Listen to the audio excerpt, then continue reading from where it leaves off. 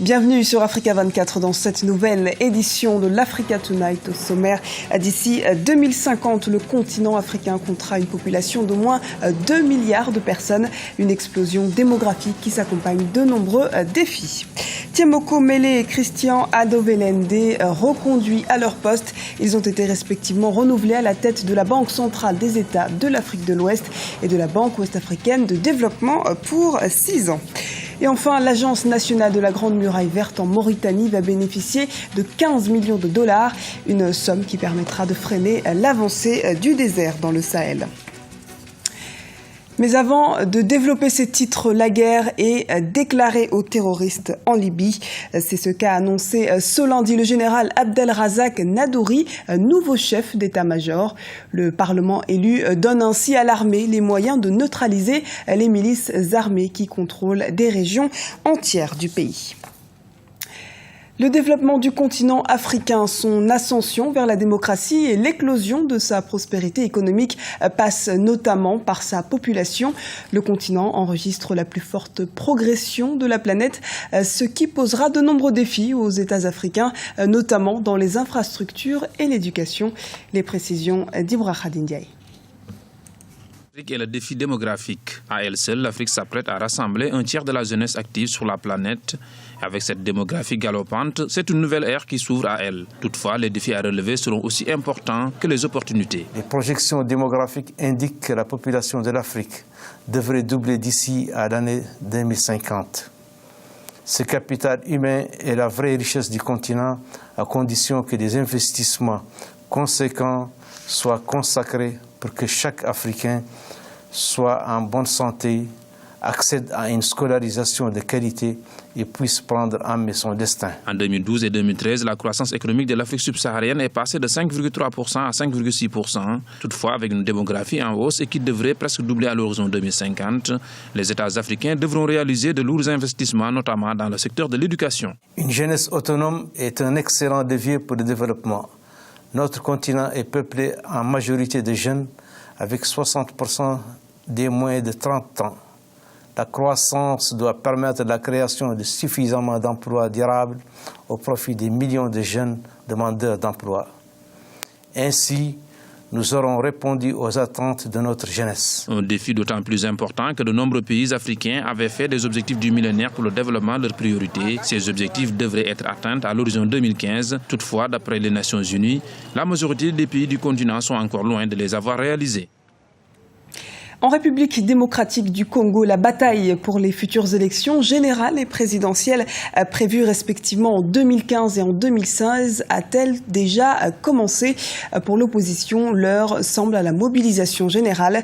Objectif, s'unir pour remporter haut la main ces deux rendez-vous importants.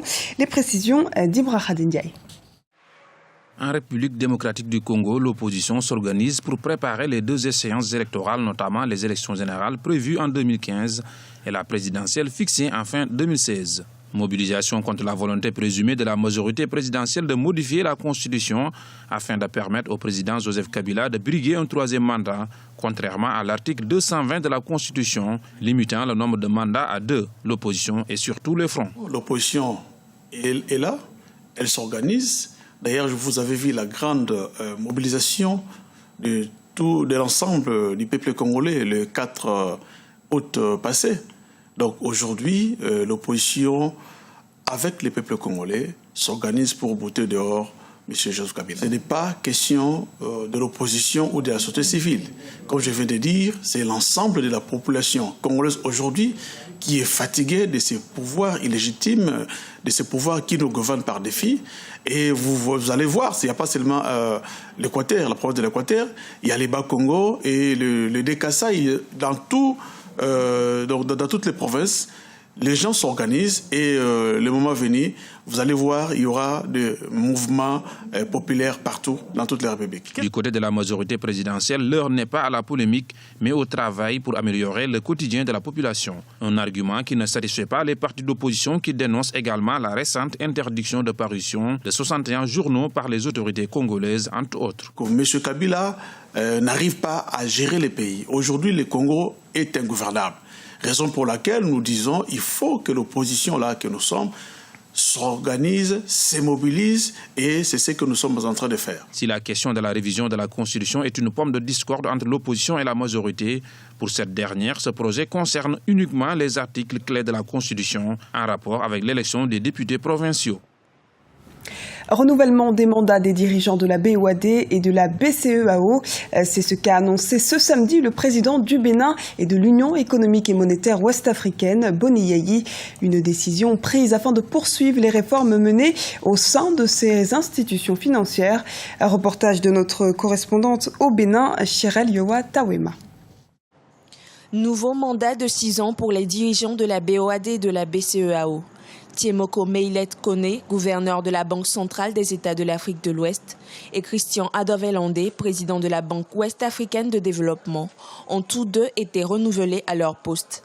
Annoncé ce samedi 23 août par le président en exercice de l'Union économique et monétaire ouest-africaine, le renouvellement de mandat des deux responsables de ces instances fait suite à une décision de la conférence des chefs d'État et de gouvernement de l'Union. Il convient de préciser que dans le cas d'une urgence ne permettant pas la réunion formelle de la conférence des chefs d'État et de gouvernement, le traité de l'Union monétaire ouest-africaine permet au président en exercice de consulter à domicile ses pairs. La reconduction des mandats a pris effet dès le 17 août 2014 en ce qui concerne le gouverneur de la BCEAO et le 8 février 2014 pour le président de la BOAD.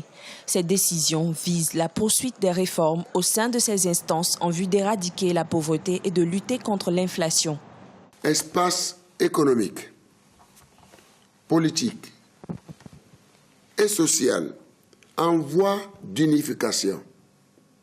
Cette communauté repose notamment sur, entre autres, la Commission de l'Union économique et monétaire ouest-africaine. Institut d'émission monétaire de l'UEMOA, la BCEAO regroupe 8 pays ouest-africains partageant la même monnaie, le franc CFA. La Banque ouest-africaine de développement promeut, elle, le développement économique et social des États membres en finançant des projets prioritaires. Ces deux institutions sont confrontées à de nombreux défis relatifs au financement et à la diversification des économies de l'Union. Dans l'actualité également, Tony Elumelu, nommé président du conseil d'administration de United Bank of Africa, un retour 4 ans après son départ du poste de directeur général. Le groupe bancaire nigérian a annoncé le 25 août sa nomination par le conseil d'administration. Et notons qu'après une très délicate année 2011, marquée par des pertes importantes, le produit net bancaire du groupe a atteint 780 millions d'euros en 2013. Les aléas climatiques sont de plus en plus fréquents et sévères en Afrique. L'Agence nationale de la Grande Muraille Verte œuvre pour limiter ces fléaux.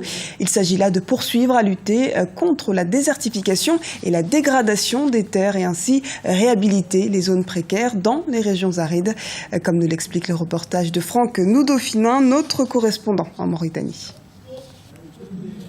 Dollars mis à la disposition de l'Agence nationale de la Grande Muraille Verte en Mauritanie. C'est ce qui ressort des travaux de la 3e session ordinaire du Conseil des ministres des pays membres de l'Agence panafricaine de la Grande Muraille Verte. L'objectif est de permettre à la Mauritanie de produire suffisamment de plants dans le cadre de son programme de reboisement, mais aussi de financer plusieurs autres projets relatifs à la protection de l'environnement. Un objectif qui ne pourrait être atteint sans la contribution des autres pays membres de la zone sahélo-saharienne.